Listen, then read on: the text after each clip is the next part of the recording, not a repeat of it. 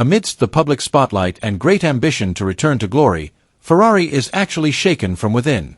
Frederic Vasseur's statement trivializing Lewis Hamilton's complaints after the 2025 Spanish Grand Prix opened Pandora's box, triggering internal turmoil that had been tightly hidden. The tension can no longer be covered up as signs of a rift in communication between the team and the drivers emerge. Is this the beginning of a major split at Ferrari? Let's discuss it, and don't forget to hit the subscribe button. In Formula One, a major crisis isn't always marked by a spectacular crash or surprising result. Sometimes, it only takes one quiet sentence on the radio. Sometimes just one word, zero, is enough to shake the foundation of a giant team. That's what happened at Ferrari. Lewis Hamilton, the seven-time world champion brought in to restore the prancing horse team's glory, made a cold and piercing comment over the team radio in the middle of the race. "This car is undrivable." Zero. Hamilton's words were not an emotional outburst, as we sometimes hear from frustrated drivers. They were not the result of momentary anger. Rather, it was the result of a long period of fatigue, unfulfilled expectations, and fragile trust. When the media spotlight turned to team principal Frederic Vasseur's reaction, the world witnessed a stark contrast. Instead of responding with empathy or emotional awareness, Vasseur took a logical approach, talking about data, lap times, and tire pressures.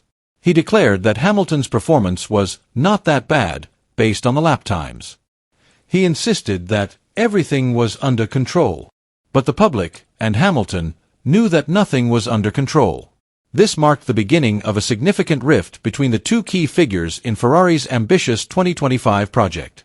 What happened in Barcelona was not a sudden flash of emotion. Rather, it was the culmination of psychological pressure that had been gnawing at him all season, slowly but surely.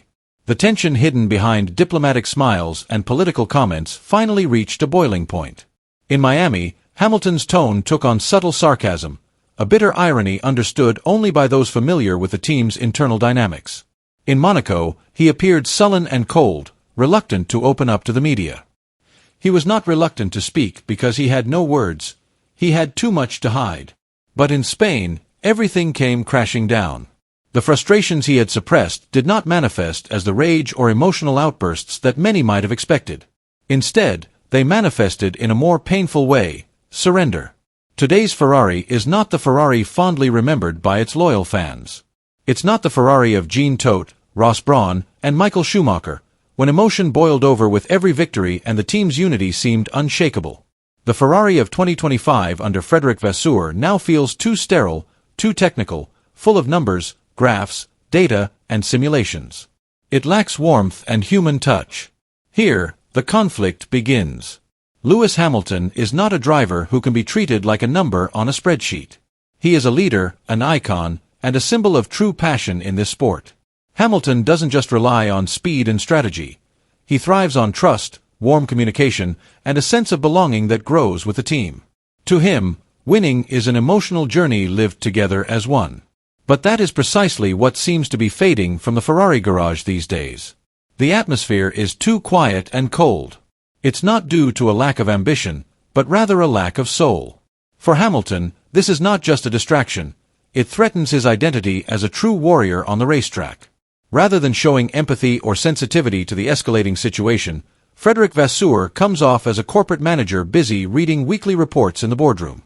When Lewis Hamilton expresses his anxiety, Vasseur responds not with empathy, but with graph after graph, as if statistical data can replace an honest conversation.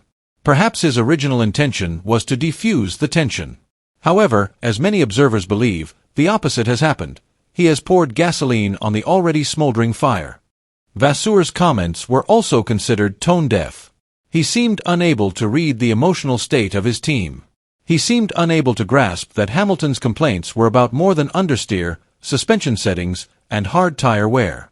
They were about a loss of direction, unfelt leadership, and an emotional connection that was starting to break. This wasn't just a technical discussion about race strategy. It was about human relationships in a stressful environment. The saddest thing of all was not just the defeat on the track, but also seeing Lewis Hamilton seemingly lose his spark. Not because he gave up. Hamilton has never been known to give up easily. But this time, something was different. He seemed to doubt that his struggles, hard work, and sacrifices would end in a worthy result. When a seven-time world champion begins to feel that caring isn't enough and that passion and hard work can't bring victory, the entire system around him begins to falter. The team, the strategy, and even the aura of victory that once surrounded him slowly faded. Hamilton came to Ferrari not just to win races, but to leave a lasting mark. He had a big dream, to build a legacy and create a new era that would be written in golden letters in the history of Formula One. Now, however, he seems like a guest who has come to the wrong banquet. He is welcomed, but not embraced. He has been given a place, but not understanding. The upcoming Canadian Grand Prix is no longer just a battle for points or championship positions. Montreal has become a pivotal stage that could determine Ferrari's future direction. The stakes are high, and it's not just about strategy or car performance. It's about the big decision this legendary team must make. Should they continue with their cold, rigid technocratic approach, or make room for the voice from within, the emotional heart of the team, Lewis Hamilton? Ferrari now stands at a crossroads. On one side is an obsession with data, simulations, and cold calculations. On the other side is a more subtle but equally important human need: trust, connection, and direction that aligns with the spirit of the seven-time world champion. If Ferrari fails to read and respond to Hamilton's silent cry, then the risk is far greater than just losing the podium. They could lose the foundation of their future. They could lose Lewis Hamilton, the figure they have always looked to as the catalyst for their revival. And one thing is for sure: when a champion like Hamilton starts to lose confidence, he can slowly but surely lose his commitment. When that happens, Ferrari will lose more than just a driver. They will lose their way. Their dreams of glory could collapse not because of attacks from outside, but because of cracks growing from within. Montreal could be the turning point, or the beginning of the collapse. This is the real crisis happening. Ferrari is losing more than just speed on the track. They are losing their soul. The team that was once known for its passion and desire to race now looks cold and fragmented. Ferrari has become an organization that is too busy with numbers, graphs, and algorithms. They have forgotten that Formula One is not just about calculation. It's also about drama, emotion, intuition, and chemistry, which cannot be measured by any data. Ferrari should be at the heart of Formula One, an icon of Italian tenacity, passion, and spirit that bursts forth at every turn. Today, however, they are more like a tech corporation, efficient, sterile, and devoid of the human touch. They no longer build dream cars. They manage machines, not hopes. And Hamilton, he is more than just a top driver. He is a leader, an inspiration, and a visionary with a bold vision for the future. His presence should be the catalyst for major change at Maranello. However, if Ferrari doesn't reclaim their lost identity soon, that future could be gone sooner than they think. In a noisy world like Formula One, the quietest messages are sometimes the most powerful. In Barcelona, Hamilton's flat voice was more powerful than any shout. Ferrari must choose. They must either listen and act or continue to hide behind spreadsheets. What is the main message of this conclusion regarding Ferrari and Hamilton's attitudes?